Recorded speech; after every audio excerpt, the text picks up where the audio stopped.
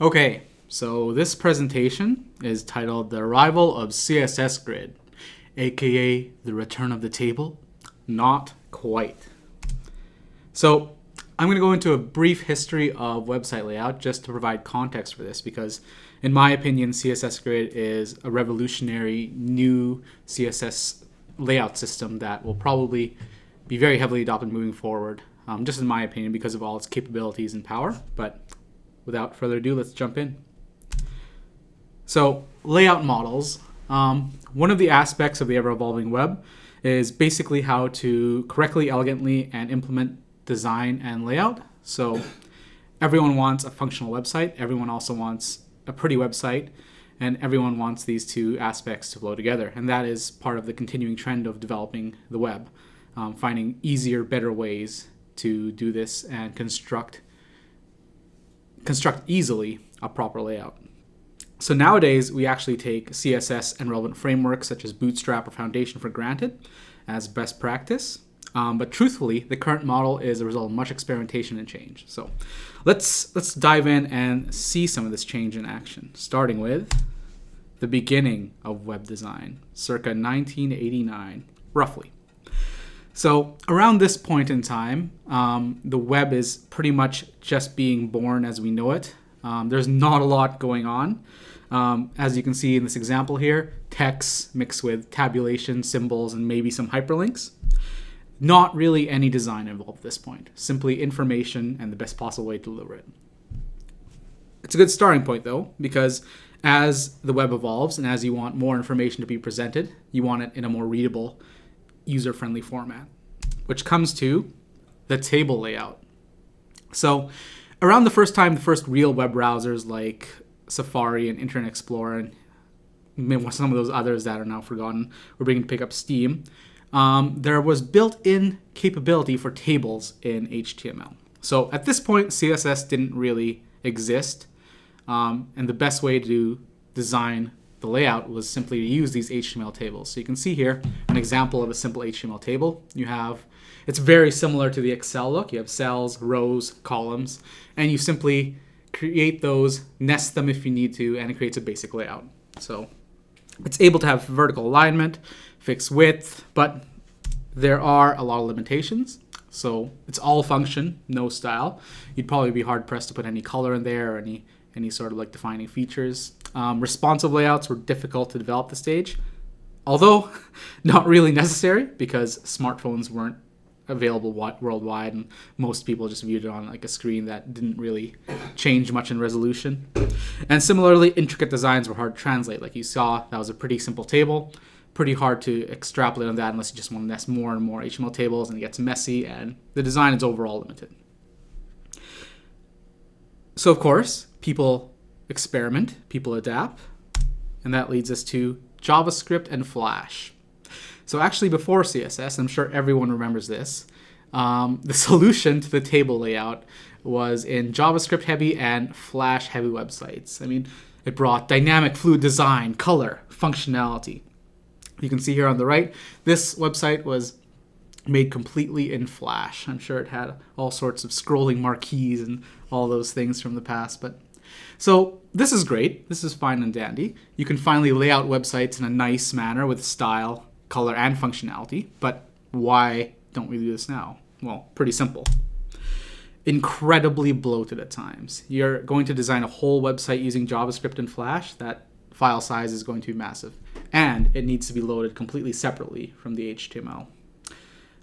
It's easy to use. Like, it was basically a patchwork for developers at that time. You could chuck up a Flash website, have some cool effects, and you'd be good to go. But it's hard to implement in a correct, meaningful way for the content. And finally, it was very dependent on browser capability. And this hasn't changed, actually. Your user isn't using JavaScript? Well, you can't show a JavaScript website. They don't have the latest version of Flash? Well, it might be incompatible with Flash. Need to get the newest version. So not very good there from a user usability standpoint. So no JavaScript, no Flash, you're out of luck. And here we go, CSS. Now, we all know and love CSS, and this has become the way to style things nowadays, but it actually debuted around the same time that Flash was still desirable.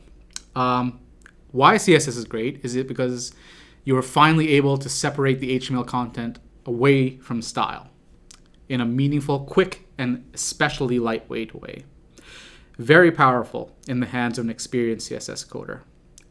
But you can see, when it was implemented, not really the best use of it yet. People probably weren't used to styling and cascading style sheets. But it was a start. Some of the limitations of CSS, despite the fact we still use it today, is a slow adoption rate by browsers to implement the newest features. And this is still kind of a thing, especially since CSS is the base for frameworks and Flexbox. And when we're talking about CSS Grid in the future, it all depends on CSS as a base. The first iterations were very buggy and not flexible in their use. Nowadays, we use CSS 3. CSS 1 lacked many of the features and abilities that CSS 3 has, such as media queries. So the style is great. You can add color, you can add font size, you can change background color size or anything. But at this point, through CSS alone, it's not very structure friendly for creating website layouts. But it is very important for the next part. So around I think 2005, smartphones were finally beginning to become a very large thing. Like, many people had them. More and more cheaper, powerful smartphones were releasing with web capability. And so this proved to be the downfall of both JavaScript and Flash-based layouts. You could theoretically create a responsive mobile design in JavaScript and Flash, but it would almost have to be an entirely separate website, especially in Flash. It's not easy to develop a site that can be viewed and functional on a mobile phone with these technologies. CSS, however, rendered style separate completely from content. And soon other companies started to really delve into the power of CSS to create the first responsive frameworks. And we still use some of these today. The 12-column layout model that is very prevalent in design nowadays, Bootstrap 3 today. So the 960 grid and column-based layouts. And just for this, I'll just delve into Bootstrap because that's the one I'm most familiar with. It uses CSS to create an easy-to-implement model for responsive, intricate layouts. 12 columns spread across the whole web page with rows separating columns vertically. And you can structure these rows and columns in many intricate ways. You can see like there's 6 width rows or 6 width columns so that each spans half the page. You could do 4, 4, 4, 4, 3, 3, 3, whatever you wanted to do with Bootstrap. So this is great because not only with this, but paired with the new CSS responsive media queries, you could finally create intricate, well-designed layouts that were functional both on desktop, tablet, mobile, and whatever emerging screens were coming up. Limitations still? Oh, but of course. So, running joke, vertical alignment in CSS. The bane of every developer, depending on the situation. Despite the relatively simple concept, it's still surprisingly difficult to vertically center an element depending on the situation. It's easy to create extremely similar looking websites. Like many of you know, the pyramid scheme of a website, you have a huge banner, more content, suddenly it flows down. And that's great from a development standpoint. Easy to create, easy to deliver information. In the end though, you have maybe a bunch of similar looking websites, hard to differentiate between one another without proper style application. Maybe they're hard to separate the brand from another brand depending on the design. And as we use it more and more functionality is being loaded into it, it's getting more and more bloated. So the first frameworks are really light. Nowadays, especially I find Bootstrap 3, unless you customize it and remove the parts you don't need, it's quite bloated with both CSS rules and JavaScript. For example, you download the Bootstrap file, but you don't use you use maybe one or two components, and you still have the carousel component in there, you still have the buttons in there if you don't use them. You have to really delve into it and make sure you want it to be as lightweight as you need it while retaining the components you want to use. There is a sort of fix to this, and it's probably one of the most well-known fixes, Flexbox. So to counter some of these issues, Flexbox was developed. So what it is it's basically a CSS model that adds certain rules that, as you can see in the picture to the right, helps in some of the issues like vertical alignment.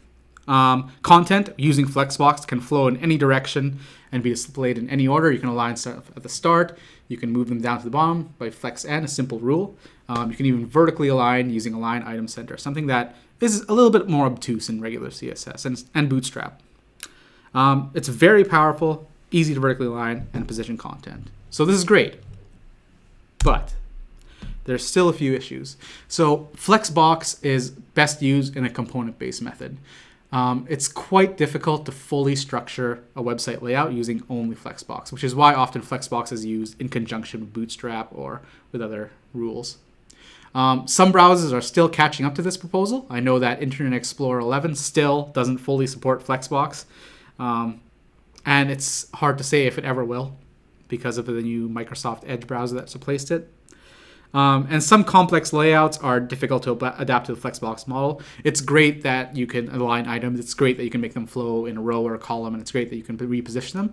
But let's say you want like an atypical positioning element or whatnot, then it's still kind of hard to do that. You can't really make like a Z shape in Flexbox or anything, or you'll need to do some sort of hack to do it. And this is where it gets exciting. Here we are, CSS Grid, and I'm very personally excited for this. Releasing in March 2017, next month as of this presentation, is CSS Grid. So this is a new model built specifically to solve some of these limitations. So it combines elements from columns, Flexbox, and tables. So we're harkening back to the very beginning of web development here, and it's kind of combining the best features of all of them, in my opinion. It's already supported by default, by Firefox and Chrome, I think all the way down back to Chrome 52 even. And it's been in development behind experimental flags for 5 years, which also means if you want to enable that flag in your browser, you can feel free to test it out, use it, experiment with it. But let's jump in. Let's see what this actually looks like and why it's so powerful. And if you know Excel, it's eerily similar. So let's do some terminology of CSS Grid first. So similar to Flexbox, you assign these as classes to the HTML. So you'd have like an element class grid. The grid represents any element with the display property set to grid. So the whole thing here would be a grid container. The line are the horizontal and vertical lines that define boundaries, and that's represented by the black lines on the grid to the right. The cells are the space between 4 grid lines. Again, if you think of Excel, basically any containing space within the lines is a cell. The track is very similar to a row in Bootstrap. So that's the space between 2 parallel lines, any 2 parallel lines. So here, the line is only 1 cell wide. You can, however, make it 2 cells wide, 3 cells wide, 4 cells wide, however wide you need to make it. The gutter, similar to Bootstrap gutter, is the space between cells. So the black line is similar to the gutter here. You can make the lines bigger, you can make the lines smaller, and that will be the gutter space between the actual cells themselves. And then finally, the area is the area before any 4 grid lines. So you can actually make these as wide or as small as you want. Here, the area is shown as 4 cells. You can make that, 8 cells, 9 cells, whatever you need to delineate the area within. So already you can see like this is a very complex, very powerful model because you can use these rules to create any sort of shape or layout you really want to. And this is apparent when we see it in action. So on the left is some HTML that's been coded with CSS Grid. Pretty simple. You have a containing div called myGrid inside the class square and various colors. So in the CSS, myGrid is simply set as display grid, similar as to Flexbox. You do display flex. Here you just do display grid. This is interesting. So grid template columns. You can actually give the width of columns to any percentage pixel or anything you want. So you can set them to 25, you can set them to 50, and I'll show you what this means in the next slide. For now, we've set the grid template to 25% and then 50%.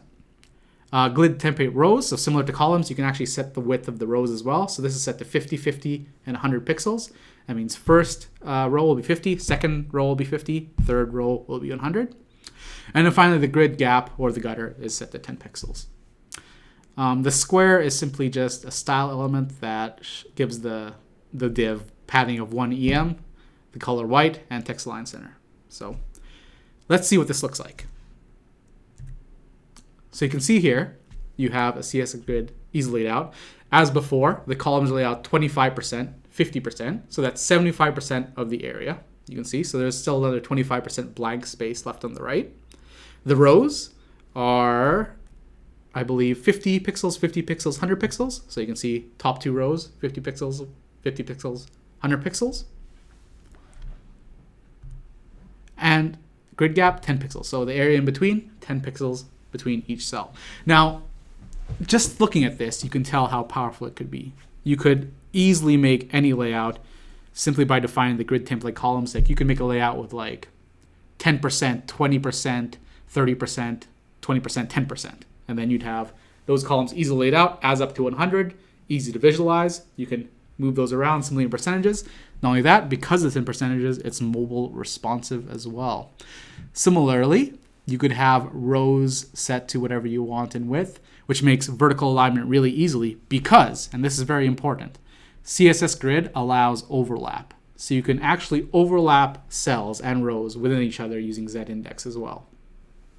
Now, if this is hard to conceptualize, we'll get into that in a little minute too. But for now, 4 lines of code and a pretty nice layout. So you can see here too, it supports many different variations of rules too. So here we have grid column 1 set to span 2. So we have the first column set to span the 2 other columns. So before, you'll notice we have grid template columns set to 25% and 50%. Using grid column 1 span 2, the first column will span the width of the first 2 columns. Does that make sense? So box 2 and box 3 are set individually to 25% and 50%. If we set box 1, so grid column 1, to span 2, then automatically take those percentages and span the full width of them. So again, an easy, versatile way to lay out elements that you need to, and very reusable too. Like you can see, this is just assigned to the CSS class blue. You could assign those to anything you want to that spans those 2 elements. So some of the strengths I think of CSS Grid. Easily able to be used in both a full layout as well as components within a layout. So with Flexbox, like I said, you really only want to use it for components. It's quite hard to make a full layout. CSS Grid kind of removes that limitation because it combines the ability, the powerfulness and ability of the columns, like let's say Bootstrap, with the versatility of Flexbox. And you can nest these as well. So similar to Bootstrap, if you want to nest rows and columns within those, you can nest cells, you can nest grids within grids. You can very easily center items thanks to sizing, structuring, and styling new individual cells. So you're able to create more complex layouts without hacks in comparison to Bootstrap. If you want to create that Z pattern, then you have all the tools to do it. You could make a background, have a weird Z pattern through like other elements. The style capabilities are limitless with CSS Grid once it gets more into production. You can easily use it with previous layout models. Like if you are trying to figure out something, the best way to do it, and it actually ends up to be Flexbox, there's no reason you can't use Flexbox with CSS Grid. There's no reason you can't use CSS Grid with Bootstrap as well. So it's pretty versatile, although I believe that CSS Grid is meant eventually to like become the standard for website layout. And finally, it's supported out of the box by Chrome and Firefox, which I believe have pretty high market share. Internet Explorer might still have quite a bit. And it's experimentally supported in those. And I know that Safari's next release and Android's next release will have CSS Grid enabled. And because that's in development for 5 years, you don't have any of those buggy first releases like CSS did when it released as well. So potential weaknesses. As of when it launches next month, browser compatibility is still low. So like I said, like Safari and Android are catching up. Internet Explorer has it as experimental, but Edge and Firefox and Chrome are pretty much your go-tos if you want to try using this out when it launches. There is quite a bit of learning curve from Flexbox and the pure column-based model. So like I said, like it's pretty intricate what you can do with it. There's lots of rules that help you achieve this, but it's pretty different from Flexbox in the end. It's pretty different from Bootstrap. And you'll need to really learn those and learn how to use best practice with them. And because it's so powerful, I feel like there's a bigger emphasis on good design. And because you can do that three-dimensional aspects with layering, like it really depends on your designer or the user experience person to like create a design that's both functional and beautiful and easy to be able to code with CSS Grid. So more emphasis on design, I feel, although it allows for more variation in websites. And I guess time will tell. It's not even released yet. I'm excited for it. I'm going to try it out on some of my own personal websites. But let me ask you, the audience, what do you think about CSS Grid? What are some of its potential strengths and weaknesses? How do you think design will adapt to accommodate? And finally, would you try it? Should we try it? Let us know. An example here of a really cool, really intricate design that was done as proof of CSS Grid. So you can see nested elements, you have different gutters between elements, all of it in the grid-based model. And that's the presentation. Feel free to check out these references for further information, and we'll see you next time.